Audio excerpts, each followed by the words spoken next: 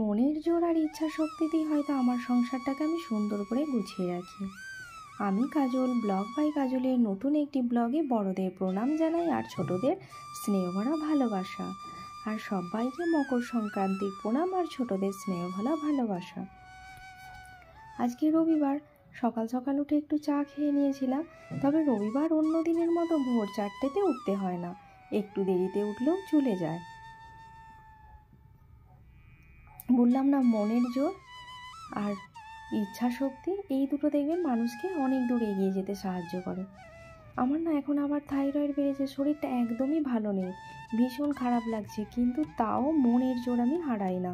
সবসময় ভাবি না, আমি যদি বসে পড়ি আমার খেতে পাবে না সংসারের লোকজন, সংসারটা পুরো অগোছালো হয়ে যাবে।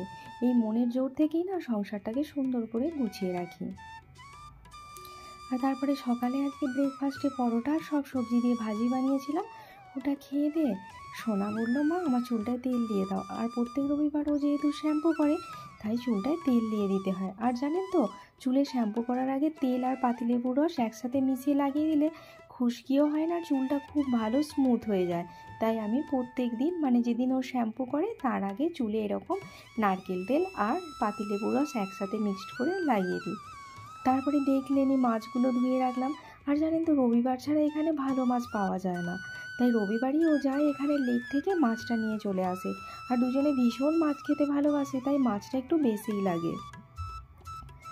আর তারপরে চলে এসেছি দুপুরে রান্না বান্না করতে। আজকে দুপুরে সেরকম কিছু করব না, চিকেন বানাবো আর বানাবো সাদা ভাত, ব্যাস এটাই আমার আজকে দুপুরের মেনু। কারণ বিকালে একটু পিঠে বানাবো, তারপরে একটু বাজার করারও রয়েছে, প্রত্যেক রবিবারেরই যেরকম থাকে বাজার করার সেই রকমই।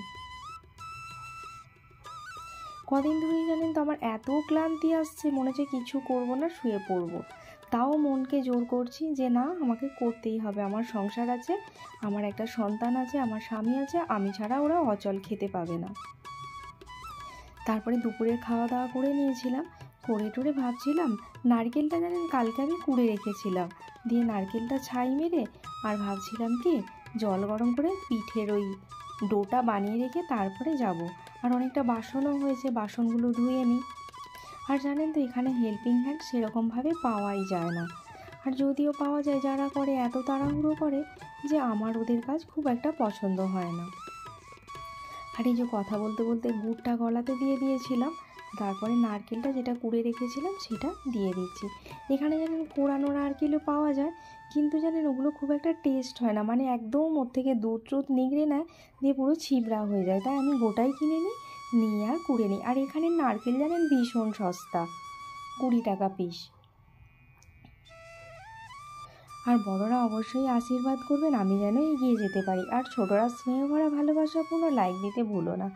আর আপনি যদি আমার চ্যানেলে নতুন হয়ে থাকেন, যদি আমার ভিডিওগুলো ভালো লেগে থাকে, অবশ্যই চ্যানেলটি সাবস্ক্রাইব করে আমার পরিবারের একজন হতে পারেন।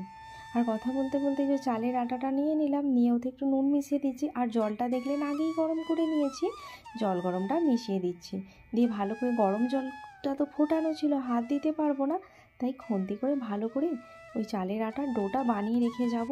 তারপরে ডিমার্ট থেকে এসে পিঠেটা বানাবো। আজকে বেশ কিছু মুদিখানার জিনিসপত্র নেওয়া রয়েছে, তাই ডিমার্ট যাব। আর সোনা জানেন ও একা একা চুল বাঁধতে পারে না, তাই আমাকেই বেঁধে দিতে হয়।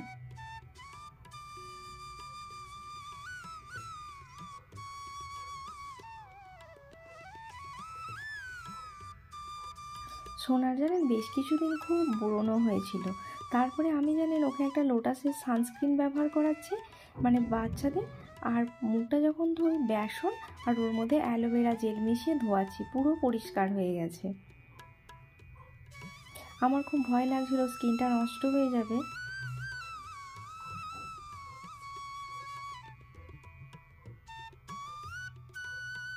আর জানেন তো, আমার সোনার পিঠে পায়েস এই সমস্ত খেতে ভীষণ ভালোবাসে, আর তাই মনে হয় না যেই দিনগুলো বানানো না আমি ওকে বানিয়ে দেবো। শরীরটা যতই খারাপ লাগুক আর যাই লাগুক, মনের জোর থাকলে সব কিছু হয়ে যাবে। আর কথা বলতে বলতে এই যে বেরিয়ে পড়েছি রাস্তায় ডিমার্ট যাওয়ার জন্য।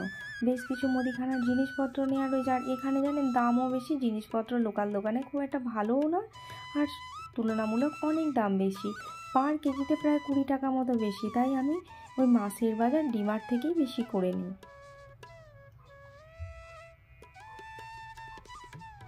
আর এখন বিকাল ওই 5টা মতো বাজে, তাই বেশ রোদ রোদ রয়েছে। এখানে তো অনেকটা দেরিতে সন্ধে হয়, সেই জন্য বেশ ভালোই লাগছে। আর এই রবিবারে জানেন তো বাজারটা খুব জমজমাট হয়ে থাকে, কারণ এখানের লোকজন ওই রবিবারেই বেশি বাজার করে নেয়। আর কালকে এখানে সাউথ ইন্ডিয়ান ফেস্টিভ্যাল পঙ্গাল আছে, তাই মানুষজনের বাজার করার হিড়িকও একটু বেশি। আর জানেন এখানে আমরা যেটা মকর সংক্রান্তি পালন করি, এখানে পঙ্গাল পালন করে। আর কি সুন্দর ওরা আলপনা দেয়, আপনাদের সাথে অবশ্যই আমি শেয়ার করব। আর কথা বলতে বলতে এলেঙ্কা এয়ারপোর্ট স্টেশনের কাছে চলে এসেছি। তারপর এখানে এই যে হনুমান মন্দিরের এখান দিয়ে রোজই আমি যাওয়া আসা করি।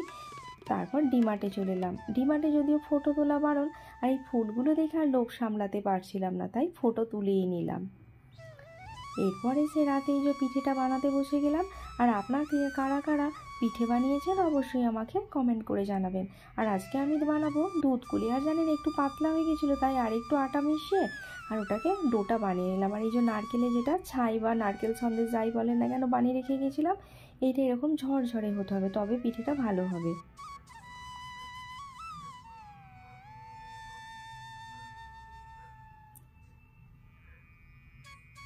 আর সকালে একটু বেঁচে যাওয়া চিকেন রয়েছে। মিস্টার অধিকারী বলেছে আমি আজকে রাতে পিঠে অল্প একটা খাবো, সকালে খাবো। দুজনই পিঠে খেতে ভীষণ ভালোবাসে, কিন্তু সুগার হয়ে যাওয়ার জন্য না ও খুব একটা খেতে চায় না, কারণ এর ভিতরে মিষ্টি দেওয়া রয়েছে, সেই জন্য অ্যাভয়েড করে চলে।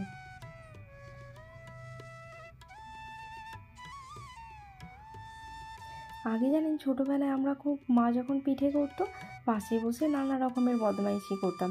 আজকেও জানেন সোনা বেশ কিছু পিঠে বানিয়েছে, আপনাদেরকে অবশ্যই দেখাবো, চলুন।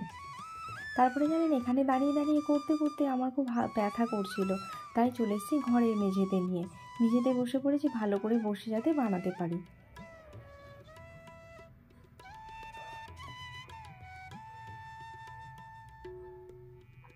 আর সোনাও জানেন এইসব ব্যাপারে ভীষণ ইন্টারেস্টেড। ও চলে এসছে আমার সাথে পিঠে বানাতে। ওকে বলছি তুই পারবি না, কিন্তু চেষ্টা করছে, তাই আমি ওকে আর কিছু বলিনি। সব কিছুই শিখে রাখা ভালো, বলুন, কখন কোনটা প্রয়োজনে আসে।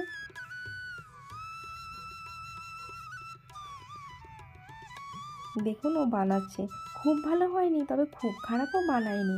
ছোট্ট হাতে বেশ সুন্দরই বানিয়েছে। আমার তো বেশ মজা লাগছিল যে না আমার সোনা পারবে, ও শুধু পড়াশোনা নয় সব কিছুই পারবে।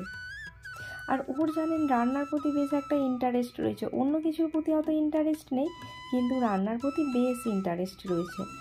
দেখি যখনই আমি নতুন কিছু করি না, ও চেষ্টা করে সেটা বানাতে, মানে আমাকে কপি করতে। আর দেখুন এই বড় থালাগুলো আমি বানিয়েছি, ছোট থালার যেগুলো একটু পাতলা পাতলা হয়েছে ওগুলো সোনা বানিয়েছে, আর বলছে ওগুলো পাপাকে দেবো। তারপরে যে দুধটা আগে থেকে বেশ 2 লিটার দুধ 1 লিটার করে রেখেছিলাম।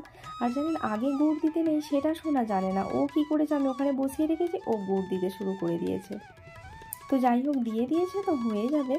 তারপর কি করলাম, দুধটা ফুটে উঠতে এইভাবে পিঠেগুলো দিয়ে দিচ্ছি। আপনারা যারা জানেন না এইভাবে বানাবেন, দুধ ফুটে উঠলে তবেই কিন্তু পিঠেগুলো ওর মধ্যে দেবেন, নইলে কিন্তু পিঠেগুলো ভেঙে যাবে বা তালগোল পাকিয়ে যাবে।